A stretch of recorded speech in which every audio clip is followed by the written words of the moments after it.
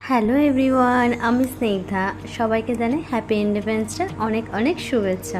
এটা হচ্ছে ইন্ডিয়া আর পাকিস্তানের বর্ডার, বাঘা বর্ডার। আশা করি তোমরা সবাই নামটার সাথে জড়িত আছো। ওই যে বাঁদিকে গেটটা দেখছেন, ওই গেটের অপোজিট সাইডেই পাকিস্তানের বর্ডার।